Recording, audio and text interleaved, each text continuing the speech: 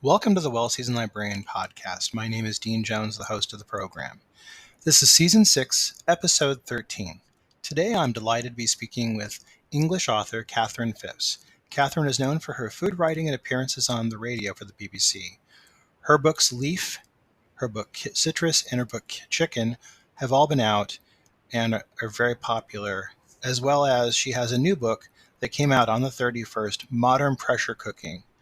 It's in stores now. I had a great time talking with Catherine, and I really would hope to get a chance to talk to her again. I'm going to take you now to our conversation. Welcome to the Well Seasoned Librarian Podcast. I'm your host, Dean Jones. Today, I'm very happy to have on our podcast the author Catherine Phipps. She's a columnist for The Guardian's Word of Mouth food pages and a freelance food writer. She is the author of the Pressure Cooker Cookbook, as well as the books Citrus and the book Chicken. Catherine, welcome to the program. Hi, how are you? I'm doing great. How are you? I'm well, thank you. Now, for our guests that are unfamiliar with your work, can you tell us a little bit about yourself? Yes, so I'm a London-based food writer, and I specialize in pressure cooking. I've written books on all kinds of subjects because I tend to kind of like to get my teeth into subjects and do a pretty deep dive. But pressure cooking is the thing I always come back to. I had a book out, my first ever cookbook came out just around a decade ago, which is the one you just mentioned, the Pressure Cooker Cookbook. And actually today in the UK, my second book on pressure cooking called Modern Pressure Cooking is being published. And the reason I wanted to do a second book on it was because I think it's important as a food writer or whatever you do actually to acknowledge that you never stop learning. And I felt that in the intervening years, I had learned a hell of a lot more about pressure cooking and cooking in general, enough to warrant another book. And the other thing is as well, I think more so than a decade ago, we are increasingly concerned with sustainability.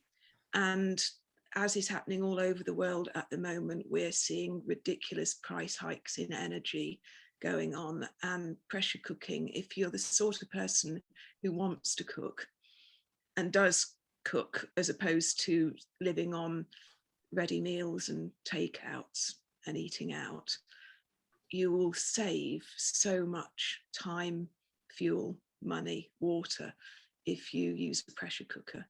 So it's something I just really strongly believe in and get quite evangelical about. Now, I wanted to ask you, I was doing some research about you, and I saw that you, like many food writers, learned from your mother how to cook in the kitchen when you were small, or you shadowed her. Do you want to tell us about that and what that was like growing up? I think it's quite a common story, actually. My mother she grew up on a market farm. So her father had old-fashioned Shire horses doing a lot of the work around the farm. It was a really kind of old-fashioned upbringing. And she was a very first principles person. Everything, until she started working full time again when I was in my early teens, absolutely everything in the house that we ate was done from first principles. So as we were a small holding and rearing our own animals as well, so we had our own dairy, it was unusual for her to call me into the kitchen to give me a kind of anatomy lesson on a heart because she'd got a sheep's heart on the table or something like that. But no, she taught me to cook from a really young age. I was by her side in the kitchen and she was very thorough about it and didn't let me cut corners. I specifically remember things like being taught how to make a bechamel sauce properly, how to rub in fat to flour properly. And I remember her supervising me from the sofa when she'd broken her foot when I was 7 or 8, doing a whole Sunday roast dinner, because the idea of not having a roast dinner on a Sunday in those days was preposterous. So I basically took over and did the whole thing on a solid fuel stove. We had a Rayburn.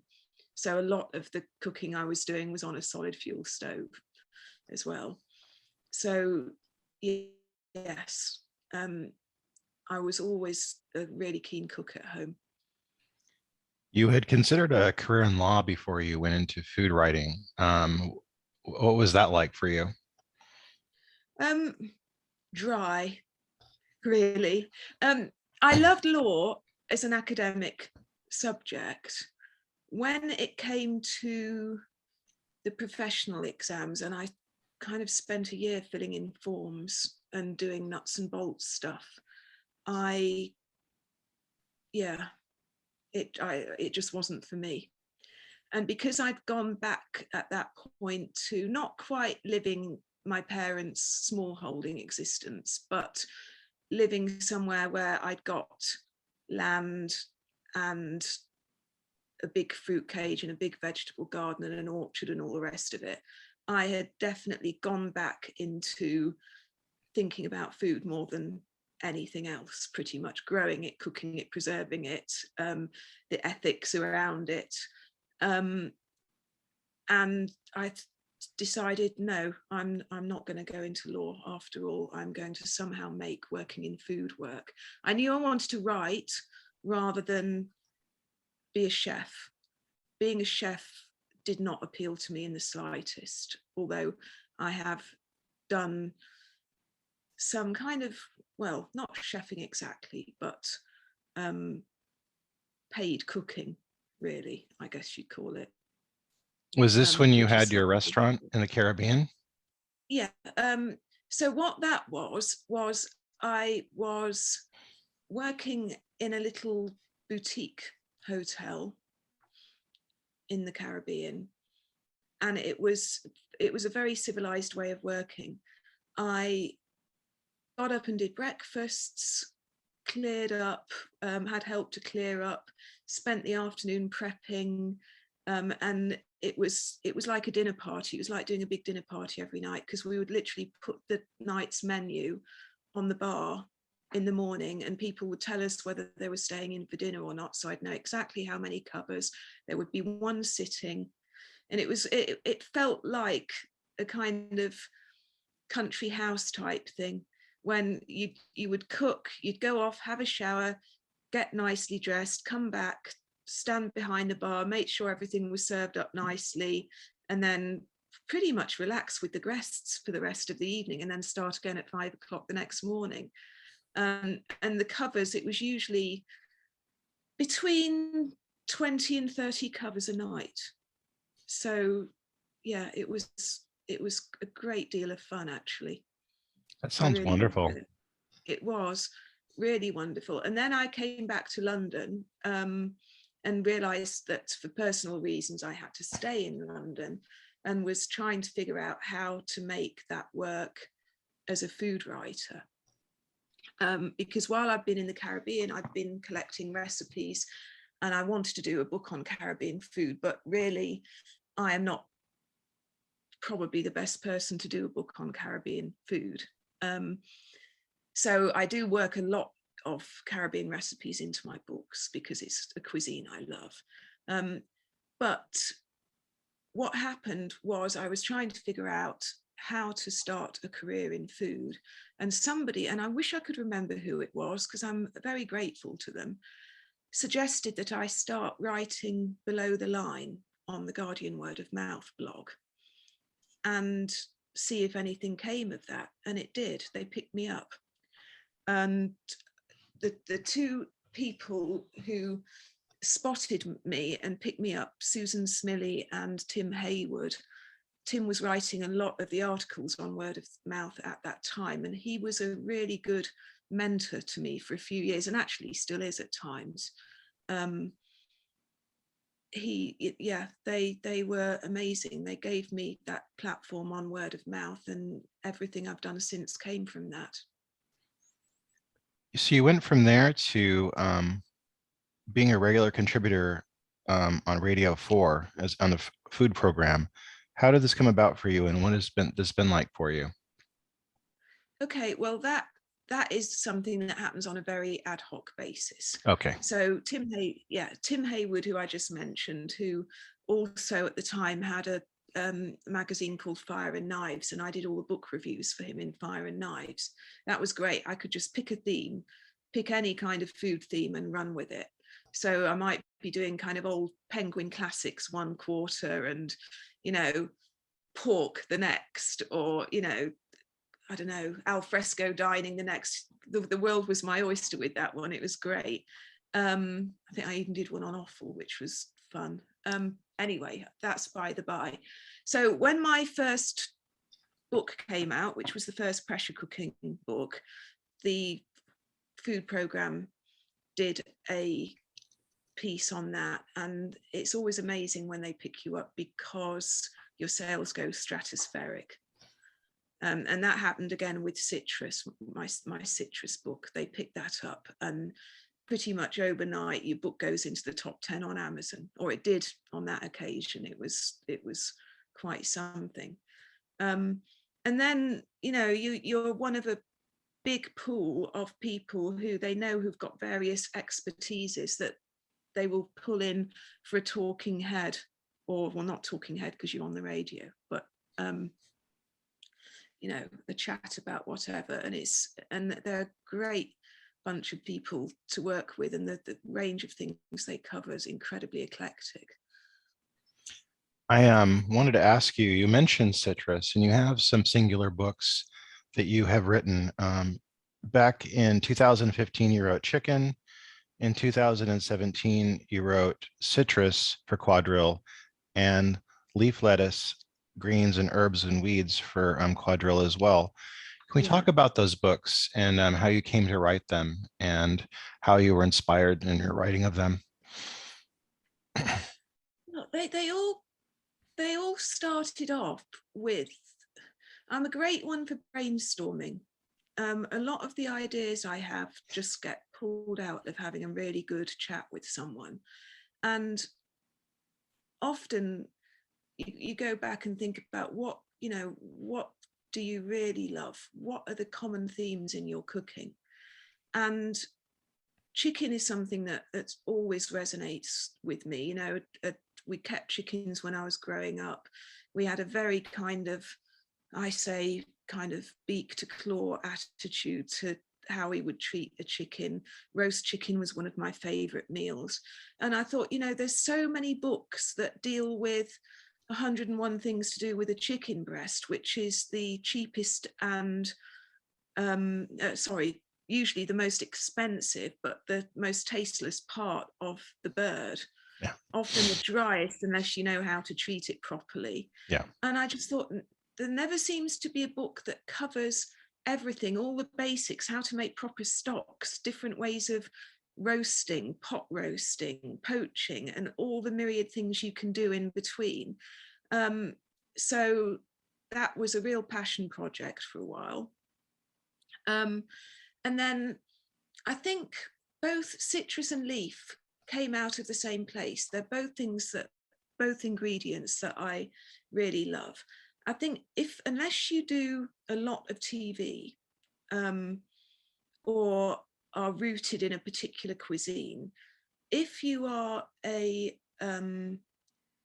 food writer, it's very difficult to write a general cookery book that will do well, because what's your USP, really? So what I do is create a fairly general cookery book around specific ingredients that I really love, which is what I do with citrus. I love all of the citrus fruits, and didn't quite realize until I was in the middle of a conversation with a really good food friend about this, how much they are, how I use them constantly in my food in different ways. Savory, definitely, as much as sweet. And I thought, well, there's a really, really good book there. Leaf was slightly different because, again, I do love greens, I love herbs, but the idea for Leaf was a slightly more romantic one. One thing that quite a few people have noticed with Leaf in particular is that I refer to books, and specifically children's books, a lot in my writing. I have lots of things that I'm interested in, but my two main loves are books and food. And especially I love children's books. And I'd always had a real obsession with Rapunzel. You know, the fairy tale Oh Rapunzel. yeah, yeah, absolutely. And yeah. And the thing that always interested me about Rapunzel wasn't the being locked in the tower and all the rest of it, the Rapunzel, let down your hair and whatever. It was the fact that the reason she ended up in that situation in the first place was because of the theft of the greens in the witch's garden. And I Yeah, always wanted to know what those greens were. And I me just too. always used, yeah. And there's lots of different, because it started off as an Italian fairy tale, and it was actually parsley. And then when it got picked up by the Grimm brothers, it was, changed into Rapunzel. But it always used to fascinate me because I love all of those wild greens as well. And one of the things I used to love and still love doing in the late spring, summer, autumn is walking around the garden and picking handfuls, even just the odd little snip here and there of different herbs and greens, and concocting big salads, or kind of what I kind of call my garden stir fry, when I'll kind of very lightly saute or braise just loads of different greens out of the garden. And they just make you feel so good. They really do. And I, just with, again, a little bit of lemon juice or something on them. And I just thought there's so much I could say about leaves and greens. And so, yeah, that's where that book came from. I love the doing that too. It's so nice when things grow well and when you have a lot of different herbs and stuff. It's just like it's an invitation to use them when you're cooking. And just Exactly. yeah, I mean I love you have leaf, lettuce, greens, herbs, and weeds. And I think that so much people, we just think of, like, in America, I think specifically we think of like romaine or iceberg lettuce, and that's pretty much it. That covers the gamut of our American cuisine as far as greens go. And we have the occasional odd spinach, but I think most people buy it and it goes bad before they actually get a chance to cook it. So were you kind of inspired in that? I think in England you probably have a better usage of a lot of different types of greens and lettuces and stuff like that. But were you kind of thinking about that when you wrote it? Yeah, I mean, I thought very much about what I grow, and I do grow a big variety of things. I also foraging. I mean, right now we're in wild garlic season, so lots of people foraging for wild garlic and using it in all kinds of things. But, American greens, which are really hard to get here, which I now grow myself because I love them so much. Collard greens, I love. They have such a wonderful flavor and texture when they're cooked right. Oh yeah. And they're a very, very new thing in the UK. Yeah, I grew up with Really my new grandmother thing. making them. Yeah. Yeah, we'd also go out. My grandmother taught me how to forage for wild mustard here, so that was always kind of a Mm. nice thing. Yeah, lovely. Now, in May, your cookbook, Modern Pressure Cooking, the comprehensive guide to stovetop and electric cookers and over 200 recipes, is coming out by Quadrille, and that'll be out. And this is your second, you mentioned before, your first pressure cooker book. Yeah. I remember growing up, my grandmother would use the pressure cooker a lot. I didn't see a lot of other people using it. I always would hear it before I saw it, I think, and it'd be a little rattling Yeah. and the release of steam. And it was something that she cooked quite a bit, but I think I saw it fall out of favor with a lot of people and nobody was really using it. And then I remember, your book came out and then a lot of people started picking up and now people are like, oh, you must get a pressure cooker.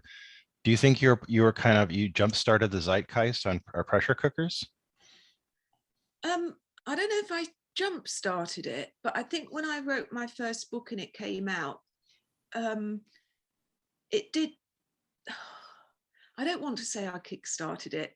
I think that a lot of chefs suddenly started to admitting to using them at the same time that my book came out.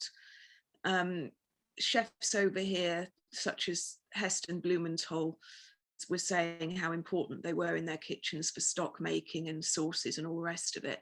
And I think also they started to appear on some of the kind of competitive cooking shows. So over here we have MasterChef, and I think suddenly people realized, oh, you know, it really kind of opens out what I can cook in within that time limit, because you can cook beautifully tender meat in such a short period of time and that kind of thing. But I think with my first book, it did get a lot of positive press, and at the same time, it very much felt like a word of mouth book. And it sold very, very well and steadily over the intervening years. So I think interest in pressure cooking has increased. I mean, I don't think in the UK we were quite on the same level as you guys were in terms of usage. They had such a bad reputation here from the 50s to the 70s. And I've always thought that was probably because they first came into use while we were in the middle of rationing. Yeah. And I definitely, yeah. So I think there was, I mean, when people talk about, oh, how they use them to boil hearts and things, you know, it's just kind of not always the most user-friendly food. Yeah. But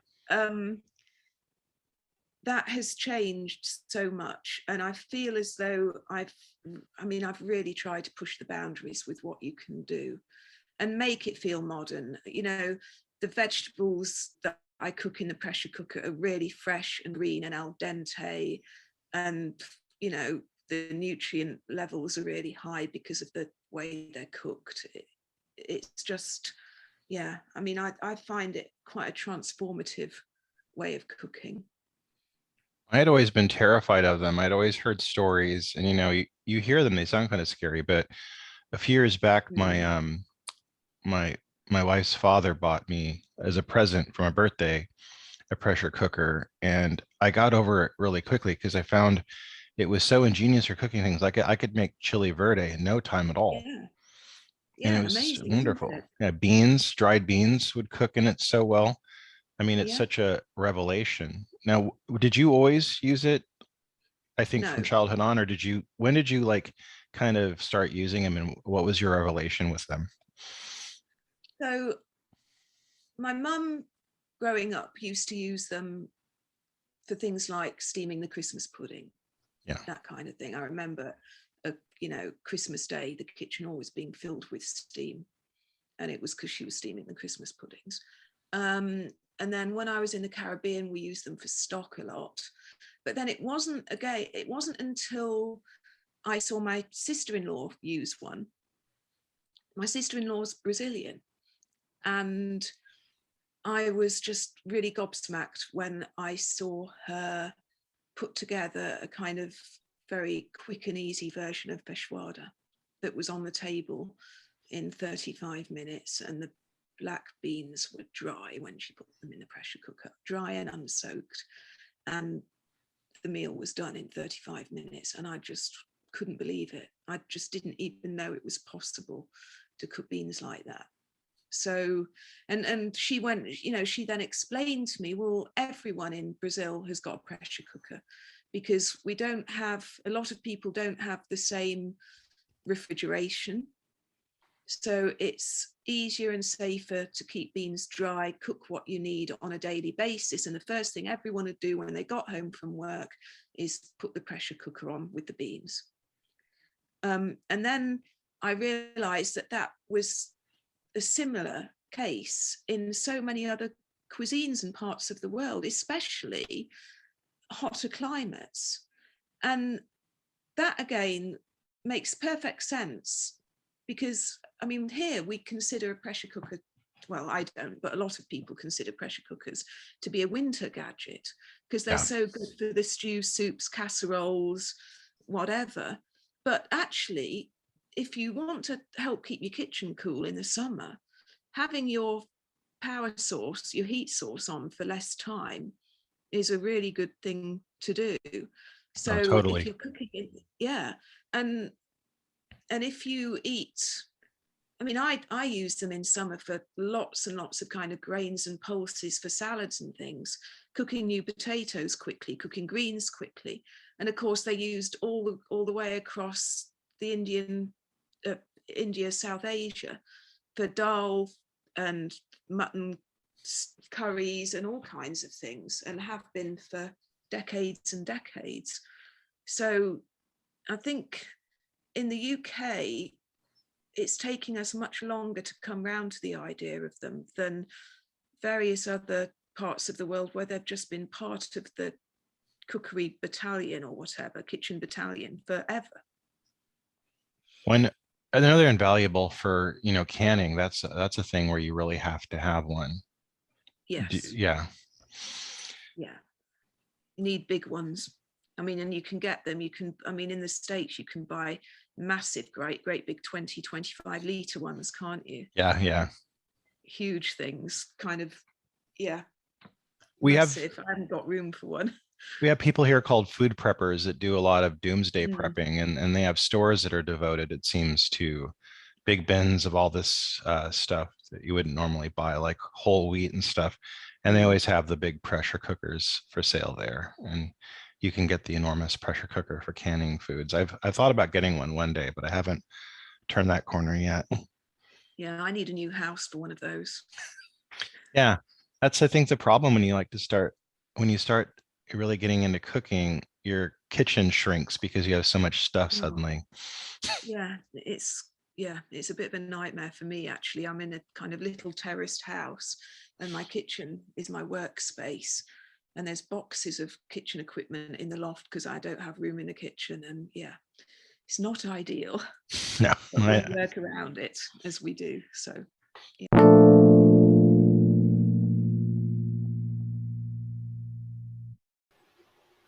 This episode is sponsored by Culinary Historians of Northern California, a Bay Area educational group dedicated to the study of food, drink, and culture in human history. To learn more about this organization and their work, please visit their website at www.chnorcal.org.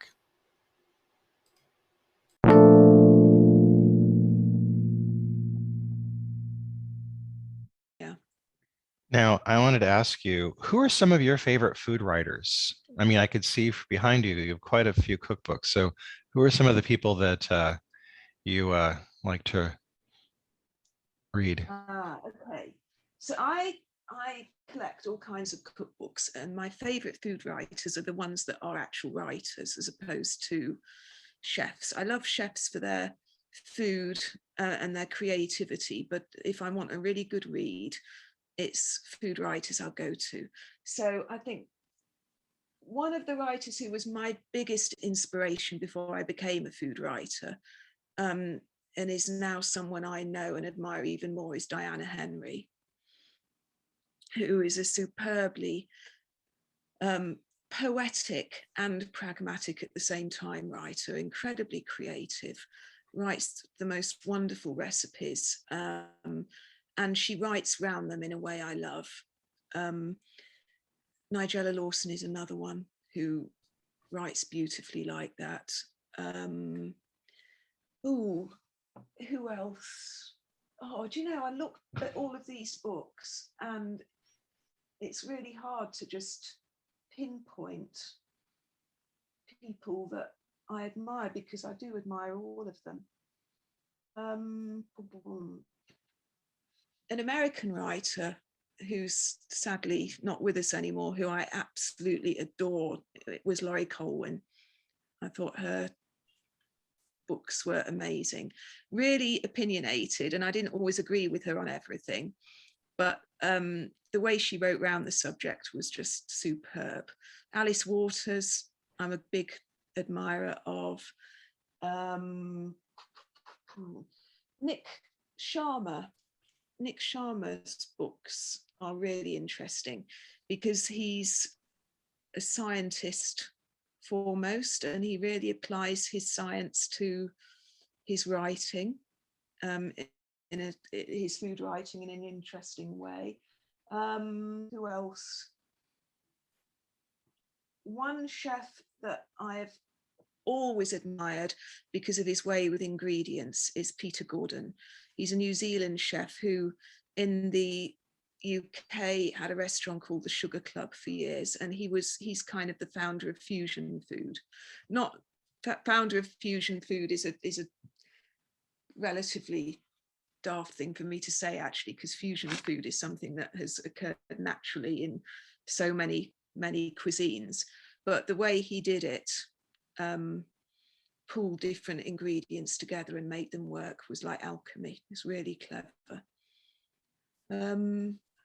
I don't know, I can keep going with writers for as long as you want me to, actually. It's Well, I was going to ask, you live in London.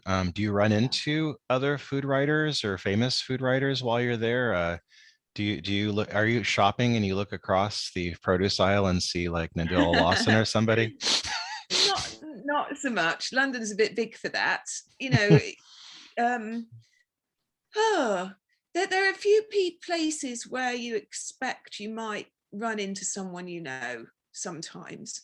So there's a really nice grocer's near me, which has not been around for more than a year or so, that locals flock to. Conversely, on the other side of town, there's a lot of food businesses under the railway arches in Bermondsey that I might go to on a Saturday, and that's the sort of place I might bump into somebody. But no, and I have found that ever since all the lockdowns we've been in, Right. we're not well, I'm certainly not rushing into town every 5 minutes in the way I used to. Yeah. I think it's changed the way I operate quite a bit. I've always worked from home, but you know, and central London's kind of half an hour on the underground for I, me, but it's just something I don't automatically do so much anymore.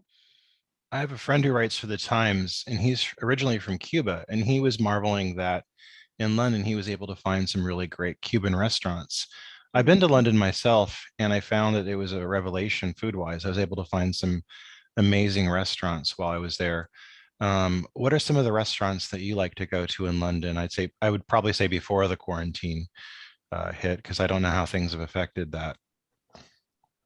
Um, I think things are pretty much back to normal. Obviously, there are a lot of restaurants that closed and a few have opened since.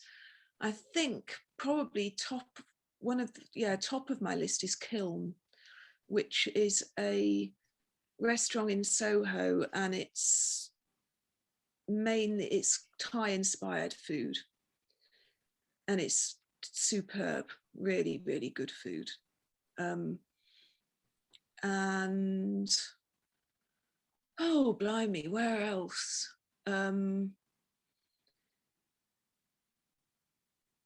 This is one area where my mind just goes a blank. I don't get to eat out as much as I used to. And I suddenly think, now, where was the last place I ate that was really good? I think you might have to cut this little bit out.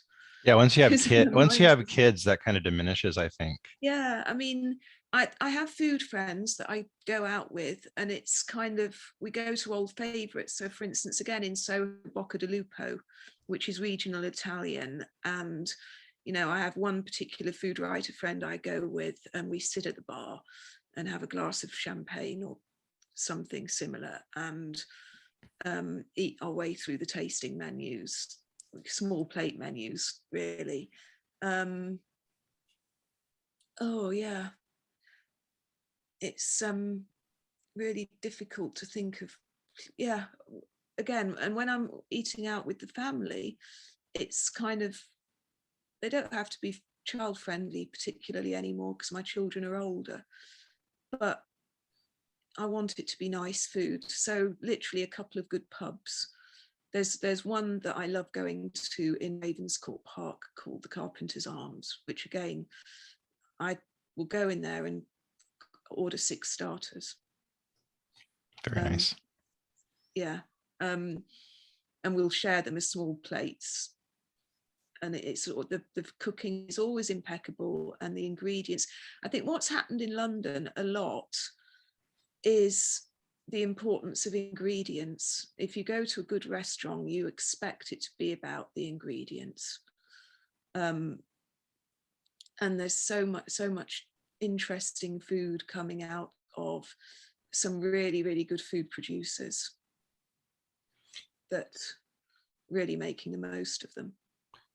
I wanted to ask, since you mentioned, you said that you grew up like eating things like heart and stuff, and you had mentioned that pressure cookers are good for them. I've, in my life been able to find, some good butchers in some areas, although it's really hard here to find a good butcher. And I've been able to cook heart, and I always used to make them into tacos for my son and I. Is that something that you find, you said you've written about cooking offal. Do you think it's something that people still have a lot of misconceptions about? I know that Fergus Henderson has written about, cookbooks that deal with, this topic. And Yeah, do you think those it's something, very.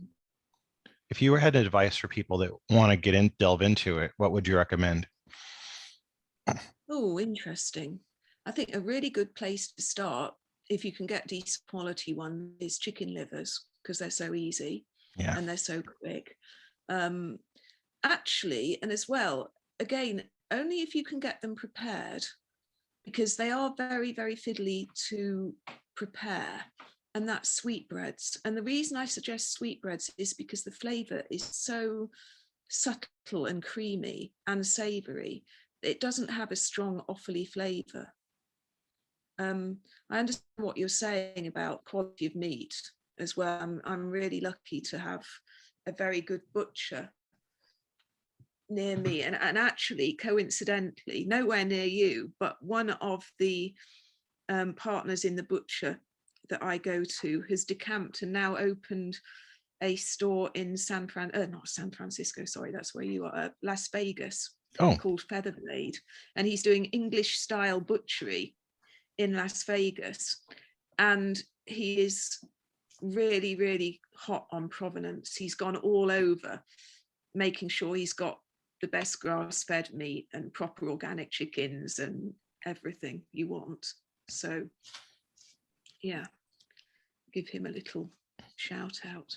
It really frustrates me when people talk disparagingly about liver and stuff. I remember that was always the nightmare food of children, but my brothers and I raised with it, so we loved it. So we were like, what are you talking about? Liver is great. And I've seen people cooking it better, like talking about cooking it using different techniques, and people are showing that, this can be really a nice thing. So I really think that a lot of people are starting to investigate it now, and it's becoming something that's people are delving into.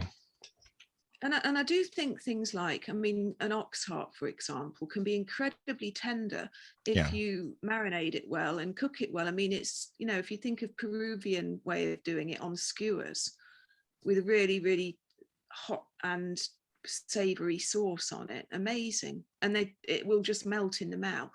Yeah. And again, it's not hot, it's not one of the really strong offally flavors, really. Yeah. I quite like it. My son, people just get put off by the thought of it, but it's like, come on, just give it a try. I think you'll really like it. It's just a muscle, isn't it? Yeah. Yeah. So, No, it's still part of the animal like anything else. Yeah. Now you mentioned, I saw that you did some online instruction as well. Can we talk about that a bit? Well, more kind of hands-on instruction, really. I should be doing online instruction. I should be doing kind of Zoom classes and stuff. But I do think that no matter how much you write, people always learn a lot when they come to demonstrations. Yes. And I always think that, especially with something like pressure cooking, people are nervous about them. Yeah. Of course, there's always that aspect to it. But the other thing is that people always assume that if something's labor saving, well, it's not particularly labor saving, it's time saving. That's the difference. You're still properly cooking when you're using a pressure cooker. It's not one of these things when you just dump everything in and expect it to come out, Anyway, So it's not labor saving, it is time saving, energy saving, etc., etc. People think there should be some kind of payback in terms of flavor. So they think, oh, well, I'm going to get a less tasty whatever it is I'm making. It's not going to taste as good. The texture's not going to be as good. So until you actually do a demo and people actually get to taste the food, they might be a bit skeptical about that. But I have to say, every time I do a demo, people are converted.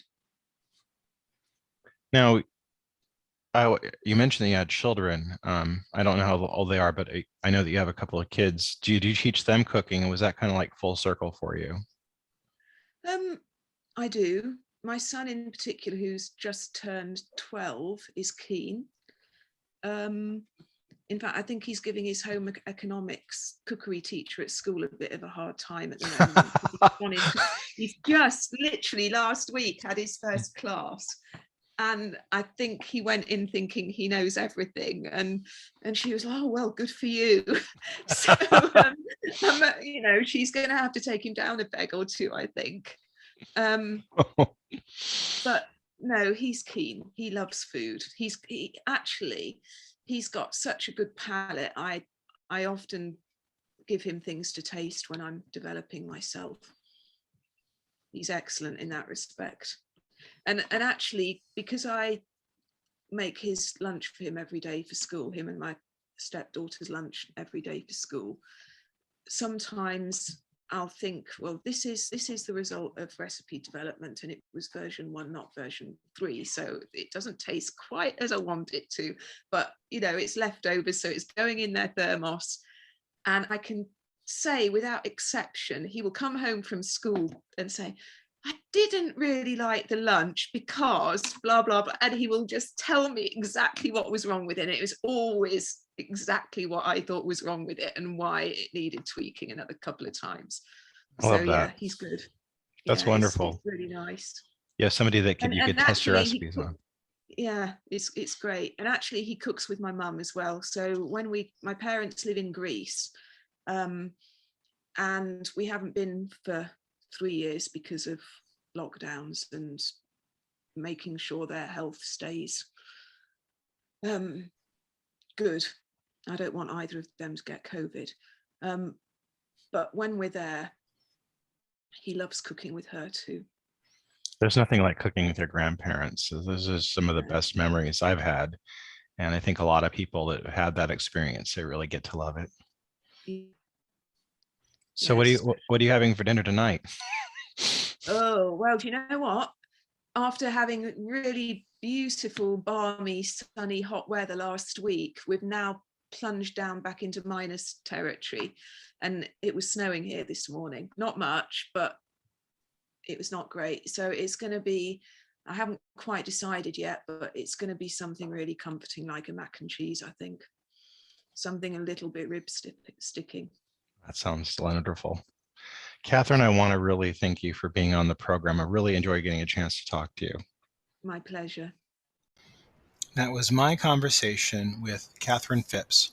Her book, Modern Pressure Cooking, is out at all better bookstores. You can find her books and website on the biography links. On Friday, we'll be having Bay Area food and lifestyle photographer Erin Scott on the program to talk about her career. You can follow the Well Seasoned Librarian Podcast on Spotify or iTunes and get notified when new episodes are released. You can subscribe to the podcast Substack newsletter and get updates on my articles and more at the link on the biography. Our podcast theme song, Talk About Love, is sung by the band Kitty Cat Fan Club. Their label, Asian Man Records, has given permission for its use. You can check out this band and other bands on this label by going to Asian Man Records website, asianmanrecords.com, link also in the bio. Thank you all for being on the program today to listen to us talk, and hope you have a really great week and keep cooking. I've been getting